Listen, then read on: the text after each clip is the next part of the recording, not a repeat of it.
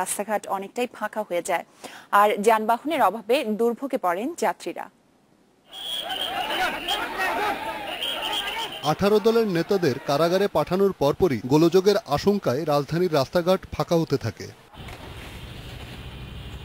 সন্ধ্যা 4:45টার দিকে তেজগাঁও কলেজের ছাত্রদল শাখার কর্মীরা পশ্চিম রাজাবাজার থেকে মিছিল নিয়ে পান্থপথের মূল সড়কে এসে গাড়ি ভাঙচুর শুরু করে।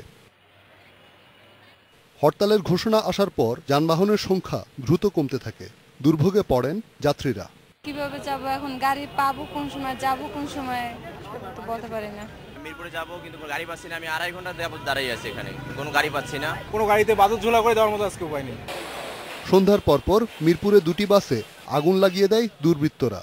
আমার হেল্পার আর আমি কথা কইতেছি যে গাড়ির পরিস্থিতি ভালো না, গলির ভিতরে ঢুকালে মনে হয় না, আমি বইয়া খালি খারাইছি, পিছন দা আগুন ধাঁধা করে তুলতেছি।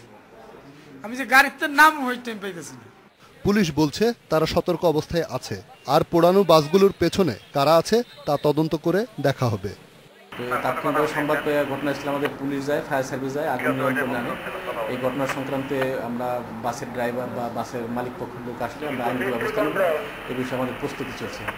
এছাড়াও মিরপুর পূরবী সিনেমা হলের সামনে এবং মিরপুর বাংলা কলেজের সামনে আরও 2টি বাসে আগুন দেওয়ার ঘটনা ঘটে।